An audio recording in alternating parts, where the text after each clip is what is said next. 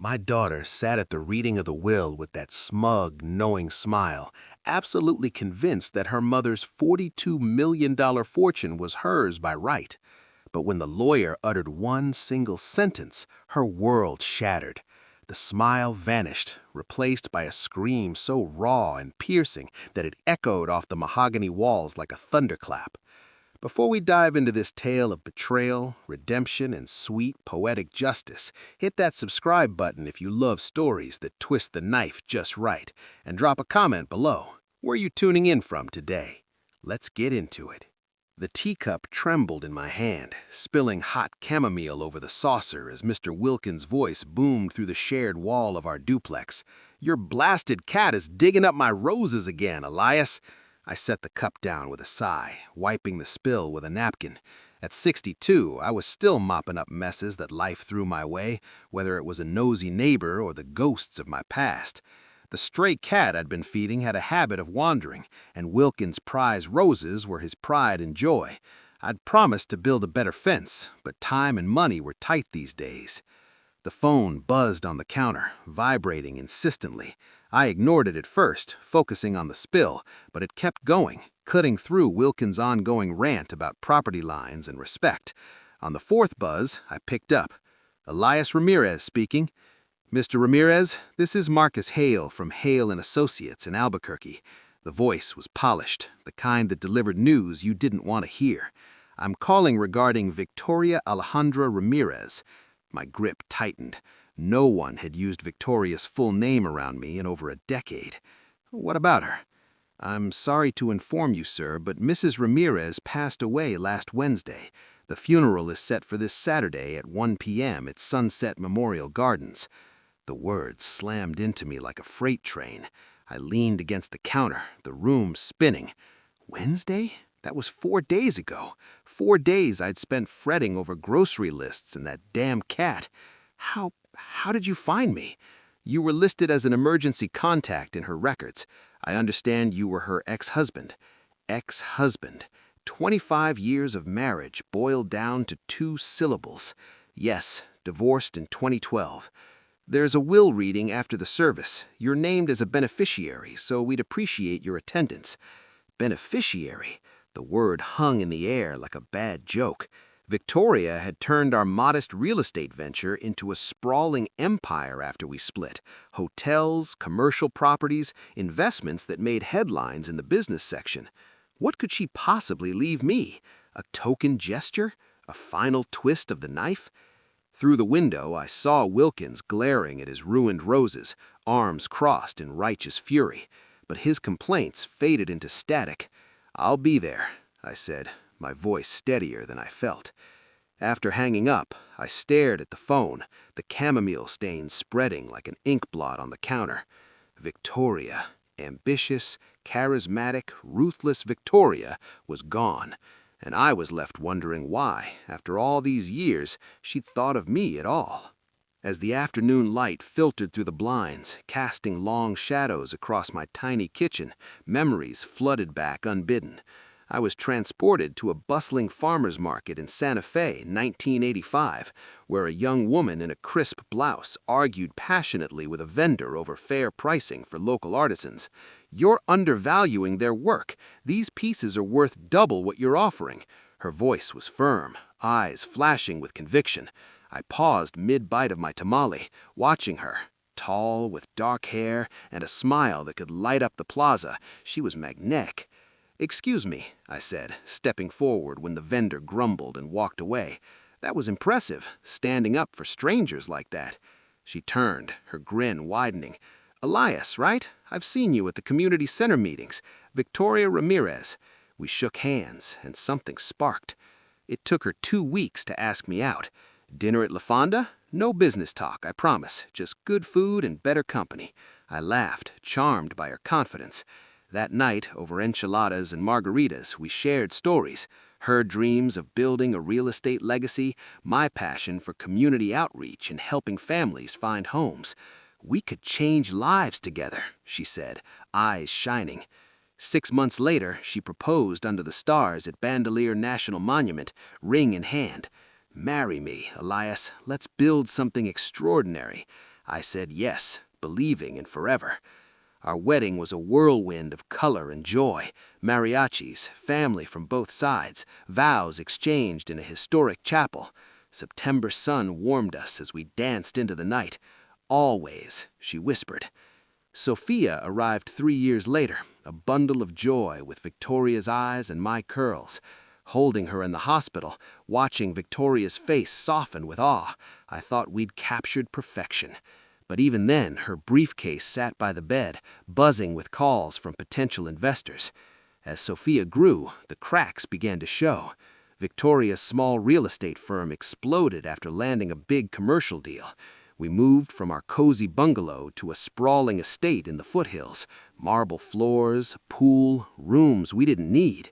"This is success, Elias," she'd say, gesturing at the chandelier.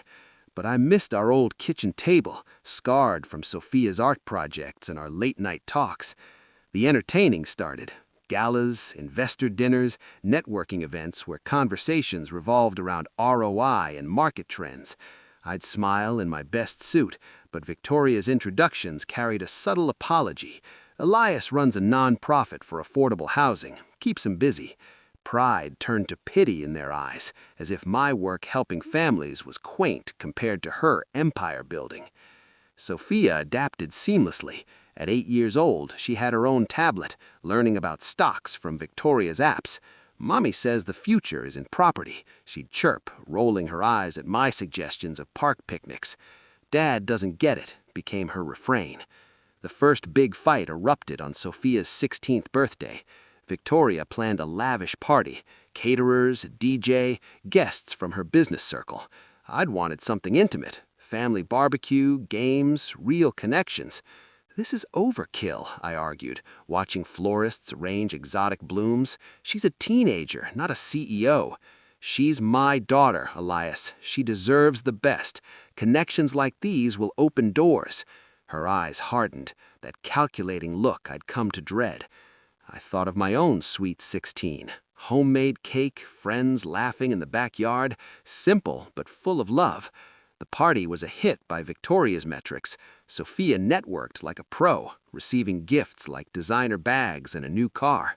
But I caught her alone by the pool, staring into the water with a lost expression. "You okay, mija?" She straightened, flashing Victoria's confident smile. "Of course, Dad. Why wouldn't I be?" But for a split second, I saw the child beneath the polish, and it broke me. That party was the tipping point. What followed was a decade of erosion, like sand slipping through fingers.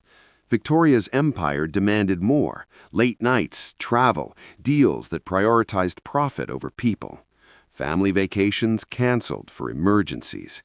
Sophia's recitals skipped for board meetings. "You don't understand the stakes," she'd snap when I protested. "This funds our life, your nonprofit included." But I understood stakes. The families I helped avoid eviction. The communities built on trust, not transactions. Victoria's world served shareholders. Mine served souls. By Sophia's high school graduation, she'd become Victoria's mini-me, ambitious, sharp, disdainful of sentimental pursuits. When I suggested community college to save money, she scoffed. "Dad, that's for losers. Mom's sending me to Wharton." College amplified it. Holidays brought lectures on optimizing potential. "You could do more, Dad," she'd say, eyeing our home, now divided post-divorce, with pity. "Mom started from scratch and built an empire. You've been in the same job forever." The breaking point came during her junior year. Victoria had been closing a massive hotel acquisition, working 80-hour weeks. I'd handled everything: her visits home, meals, emotional support. When she missed her award ceremony for a deal, I confronted her. "Family first, Victoria, remember?" In our gleaming kitchen, her domain now, she looked up from her laptop. "Don't lecture me. Everything we have is because of this." "What about what we've lost? Us, being a family, not a brand." Her eyes were cold. Maybe it's time to stop pretending. The divorce dragged on 8 months. Victoria's lawyers were sharks. I got our old bungalow, now a rental, a modest alimony, and scraps. She kept the empire and Sophia's allegiance. "You're holding us back, Dad," she said, packing for Victoria's mansion. "All this talk of helping others, it's naive. I need winners around me." Alone in the empty house, surrounded by echoes, I rebuilt quietly. Nonprofit work, volunteering, finding peace in purpose. 15 years later, the chamomile stain had dried on the counter. Victoria's death pulled me back into that world. The 4 days before the funeral blurred, ironing my black suit, practicing composure, debating skipping it altogether. But closure called. Saturday dawned crisp and clear. I drove to Sunset Memorial, past modest homes giving way to gated estates. The gardens were pristine, luxury cars parked like trophies. My reliable Subaru felt out of place among Porsches and Range Rovers. Inside, velvet drapes and floral arrangements screamed wealth. Over 250 attendees, business tycoons, politicians, Victoria's elite circle. Whispers followed me as I slid into a back row. The ex-husband, after all that drama? Stories had twisted. I was the dreamer who couldn't keep up, the anchor dragging her down. "Dad?" Sophia's voice sliced through the hum. At 40, she was Victoria's spitting image, tailored suit, diamond earrings, an aura of entitlement. "What are you doing here?" "Paying respects. You forfeited that right years ago." Heads turned, the room quieted. "Mom wouldn't want this." "Maybe not, but I need to say goodbye." She stepped closer, voice rising. "Goodbye? You left us, abandoned the family for your ideals." The crowd murmured approval. Sophia addressed them like a CEO at a shareholder meeting. "For those who don't know, this is Elias Ramirez, the man who spent 25 years holding back a visionary. While Mom built an empire employing thousands, he complained about ethics and exploitation. Sophia, enough. Is it? These people deserve the truth. You took a fat settlement in the divorce, then played victim while she soared." Nods from the audience, old friends avoiding my gaze. "You refused to evolve, Dad. Mom deserved a partner who matched her drive, not one chaining her to mediocrity." The judgment pressed like a weight, but I'd lost nothing more to lose. "I loved your mother for 40 years, 25 as her husband, 15 wishing her well. I'm here to honor that." I sat. The service proceeded. Eulogies praising Victoria's genius, music evoking triumph. I endured, then slipped toward the exit. "Mr. Ramirez?" Marcus Hale approached, briefcase in hand. "A word? We need you at the will reading." Sophia joined us, intrigue overriding annoyance. "Both of us?" "Yes, your presence is required." The office was opulent, leather-bound tomes, views of the city skyline. Sophia took the prime seat. I sat aside. Marcus opened the file. "This is Victoria Alejandra Ramirez's last will, dated April 20th, 2025. Sound mind, no coercion." Sophia leaned in, eager. "To my daughter, Sophia Isabella Ramirez, I leave the family estate at 1200 Foothill Drive with all contents and $750,000 from my accounts." Sophia's smile bloomed. The estate was worth $1.2 million, but her eyes flickered. Victoria's empire dwarfed that. "And the business, investments?" Marcus continued. "The inheritance is conditional. Continued involvement in Ramirez properties for 3 years until sale or dissolution." "Conditions? Sale?" Sophia's poise cracked. "To my former husband, Elias Maria Ramirez," Marcus read, voice steady, "I bequeath $41.25 million from my primary holdings, plus controlling interest in Ramirez properties, 70% ownership, chair of the board." The room imploded. My heart stopped. $41 million? Control of the empire? Sophia's face drained of color. "What? This can't be," I whispered.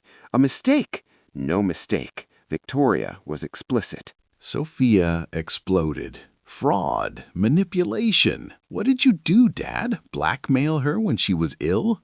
I haven't spoken to her in years." "Lies." She slammed the desk. "No one gives an empire to the ex who ruined everything." Marcus intervened. Victoria was competent. She left a message explaining. Sophia seethed. I nodded, desperate for answers. Marcus read Victoria's letter. My dear Elias, if you're hearing this, I've gone, and you're probably thinking the sky fell. I can see your face, that polite confusion when I'd spring big ideas. Shock, right? But you deserve this, every bit. I never stopped loving you, not in the fights, not the divorce, not these silent years. I was wrong, chasing power over us. You tried to ground me, remind me of humanity. I was too arrogant. Sophia, my fierce girl, you're not ready. You've coasted on my success, never built your own path, never learned empathy over ambition. You've vilified your father for 15 years for daring to value people over profit. Elias taught me integrity, kindness, the strength in service. I lost that in the chase, but never forgot who showed me. Sophia, your gift is freedom, enough to discover yourself without empire's weight. Build something true. Forgive your father. He's the hero here. Elias, use this to amplify your good. Turn my empire ethical. Help more families. I trust you because you never craved it. Love, always, Victoria. Tears streamed down my face. Sophia crumpled, rage mixing with grief. This isn't over. I'll fight it. You could, but she was right. You're not ready. And you are? A do-gooder with no business sense? Maybe not, but I know compassion trumps conquest. She stormed out. Marcus outlined next steps, transfers, meetings. But walking into the sun, clutched letter, I felt reborn. Justice wasn't revenge. It was recognition. Victoria saw my worth, gave me tools to prove it. Character endures. Love redeems. And sometimes the underdog inherits the world. But let's rewind further to understand the depths of this betrayal and redemption. After Sophia's birth, our life was idyllic at first. Victoria and I balanced work and family, her flipping houses, me advocating for housing rights. We'd tag team bedtime stories, Victoria spinning tales of grand adventures, me grounding them in real-world kindness. Sophia's laughter filled our home like music. But success changed her. The first big deal, a strip mall acquisition, brought wealth, but also stress. She'd say, "We need to scale up," eyes on spreadsheets. I supported, but warned, "Don't lose sight of why we started, to help communities." By Sophia's 10th birthday, the shift was stark. Victoria hosted investor brunches. I'd overhear her dismissing my work. Elias's heart is in the right place, but business is business. Sophia absorbed it, parroting, "Dad, why don't you make money like Mom?" The arguments escalated. "You're prioritizing deals over us," I'd cry after another missed anniversary. "This is for us, for Sophia's future." Divorce papers came after a blowout over a shady eviction deal. "I can't be part of this," I said. She countered, "You never could handle real success." Sophia, 18, chose her. "Dad's too idealistic. I want Mom's world." Post-divorce, I thrived modestly, expanded my nonprofit, helped hundreds. Victoria's empire grew. Sophia rose as VP, their bond unbreakable, or so it seemed. Flash forward to the funeral confrontation's aftermath. In the days following the will reading, Sophia's rage manifested in calls, emails. "You'll destroy everything Mom built." But beneath the fury, I sensed cracks, doubt, perhaps regret. I met with the board, nervous but determined. "We'll pivot towards affordable housing integrations," I announced. Eyes widened, but nods followed. Victoria's letter guided me. Ethical profits. Sophia contested the will, hired top lawyers claiming undue influence. Court battles dragged, headlines blaring, ex-husband inherits empire, daughter fights back. Testimonies revealed Victoria's regrets. journals noting how she'd admired my integrity, wished she'd listened. In a pivotal hearing, Sophia broke. I thought I was her legacy, but maybe I was just her echo. The judge ruled in my favor, will ironclad. Months later, Sophia showed at my door, defeated. Why did she do it? To teach us both, you, independence, me, that my values matter. We talked, really talked, for the first time in years. Tentative bridges formed. She started her own venture, ethical real estate consulting, inspired by you, Dad. Reflecting now, Victoria's gift wasn't just wealth, it was vindication. For years, I felt small, inadequate, but she saw my mediocrity was quiet strength. Sophia's entitlement crumbled, birthing growth. Revenge? Perhaps, but sweeter as justice, emotionally charged, psychologically profound. The smug fall, the humble rise. Imagine sitting in that office, heart pounding, as decades of pain unravel in a single reading. The shock, the tears, the sudden shift from feeling like an outsider to holding the keys to an empire. It's the stuff of dreams, or nightmares, depending on which side you're on. But here's where it gets real. Stories like this don't just entertain, they hit home, because we've all felt that sting of betrayal, that quiet doubt about our own worth, or that burning question of what if, when family ties snap under the weight of ambition and ego. Viewers, have you faced family betrayals, inheritance twists that left you reeling? Drop your stories in the comments. We read them all. And who knows, your tale might inspire the next script. Picture this. A viewer like Sarah from Texas writes, "This reminds me of my aunt's will. Cut out her greedy kids and left everything to charity. Felt like justice served cold."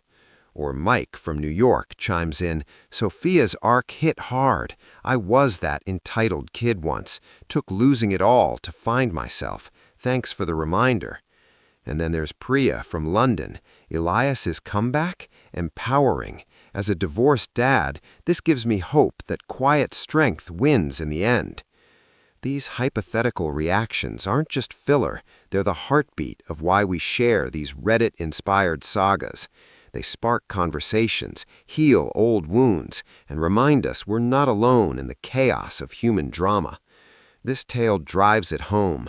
Ambition without heart is hollow, leaving echoes where love should be. Elias's journey from sidelined ex to empire head, iconic, a beacon for anyone who's ever felt undervalued.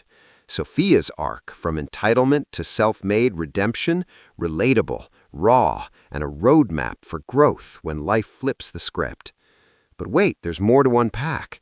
What if Victoria's ghost is watching, finally at peace, knowing her legacy isn't just buildings and bank accounts, but mended bridges and ethical empires?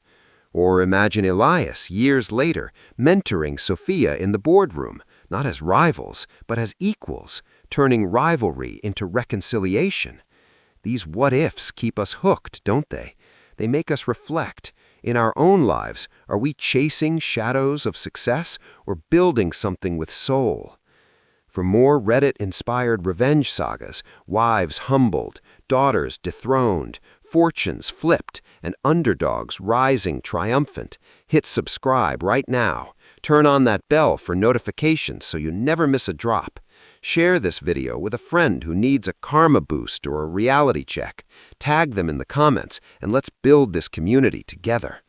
Until next time, remember, true wealth isn't in the wallet. It's in the character we cultivate, the forgiveness we offer, and the love that endures beyond the grave.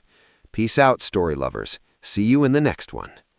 If this story gripped you, like, subscribe, comment your thoughts. Was Victoria right?